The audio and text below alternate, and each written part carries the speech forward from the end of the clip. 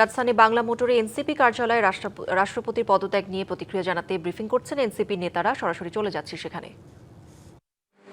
রাষ্ট্রপতির দায়িত্ব থেকে পদ থেকে শাহাবুদ্দিন চুপ্পুর অপসারণের জন্য আমরা দীর্ঘ সময় ধরে আন্দোলন সংগ্রাম করেছি। আজকে রাষ্ট্রপতির পদ থেকে শাহাবুদ্দিন চুপ্পু অপসারিত হলেন।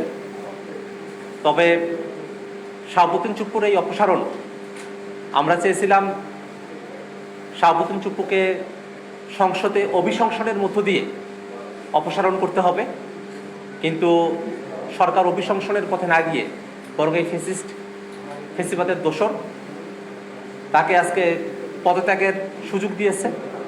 পদত্যাগের মধ্য দিয়ে তিনি রাষ্ট্রপতির দায়িত্ব ছেড়েছেন। সে ব্যাপারে জাতীয় নাগরিক পার্টি এনসিপি আজকে আপনাদের সামনে আমরা হাজির হয়েছি। প্রথমে শাহাবুদ্দিন চুপ্পু তিনি কে সে ব্যাপারটা আমাদের বোঝা দরকার। এই শাহাবুদ্দিন চুপ্পু এমন একজন ব্যক্তি যিনি বাংলাদেশে ফেসিবাদকে প্রলম্বিত করেছেন, ফেসিবাদের শিকড় কেটেছেন এবং ফেসিস্ট শেখ হাসিনা তার সবথেকে বড় দোসরের ভূমিকা পালন করেছেন। এই বাংলাদেশে নানা মাত্রার অপরাধ সেগুলোর সঙ্গে এই ফেসিবাদী শাহাবুদ্দিন চুপ্পু তার সংযোগ আছে। আপনারা জেনে থাকবেন বাংলাদেশে যে ব্যাংক দখলের ঘটনাগুলো ঘটেছিল, এসআই ব্যাংক দখল করা, এস আলম যে এসআই ব্যাংক দখল করেছিল, লুটপাট করেছিল, তার অন্যতম বড় কুশীলব ছিল এই শাহাবুদ্দিন চুপ্পু, যার হাত ধরে বাংলাদেশে ব্যাংক খাতগুলোকে ধ্বংসের প্রান্তে নিয়ে যাওয়া, লুটপাট হওয়া, দখল হওয়া, যেটা যাত্রা শুরু হয়েছিল। বাংলা কিউআর যেখানে নগদ পেমেন্ট সেখানে সারা দেশে 10 লাখেরও বেশি মার্চেন্টে নগদে পেমেন্ট করুন খুব সহজে।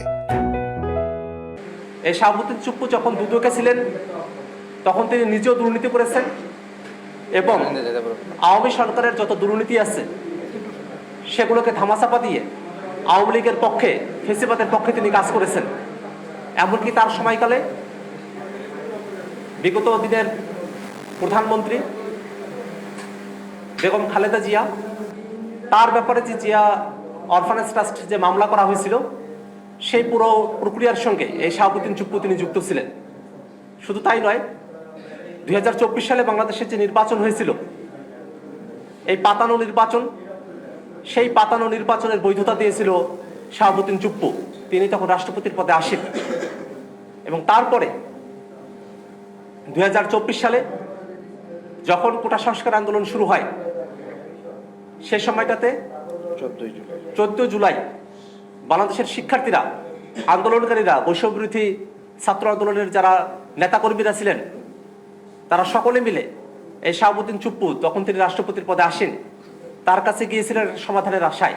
কিন্তু দুর্ভাগ্যের বিষয়, রাষ্ট্রপতি, রাষ্ট্রের অভিভাবক হিসাবে শাহাবুদ্দিন চুপ্পু সেই সময়টাতে শিক্ষার্থীদের পক্ষে অবস্থান গ্রহণ করেন নাই এবং তিনি যখন রাষ্ট্রপতির দায়িত্বে আছেন সে সময়টাতে শেখ হাসিনা এই বাংলাদেশে একটা মানবতা বিরোধী অপরাধ, গণহত্যা, গুম, খুন, কত মানুষকে এই 24 অভ্যুত্থানের সময়টাতে অন্ধ করা হয়েছে, পঙ্গু করা হয়েছে, শহীদ করা হয়েছে, সমস্ত ঘটনা তিনি দেখেছেন, তিনি সেগুলোর সাথে যুক্ত থেকেছেন এবং কোনোভাবেই সেই সময় রাষ্ট্রপতি পদে থাকা অবস্থায় তিনি তার সময়কালে একটা গণহত্যা হচ্ছে, একটা মানবতা বিরোধী অপরাধ সংঘটিত হচ্ছে, হাজার হাজার শত শত মানুষ গুলিবিদ্ধ হচ্ছেন, শহীদ হচ্ছেন, সেই বিষয়গুলো থামাবার জন্য, সেগুলোকে বন্ধ করার জন্য তিনি তার পক্ষ থেকে কোনোরূপ কোনো উদ্যোগ গ্রহণ করেন নাই।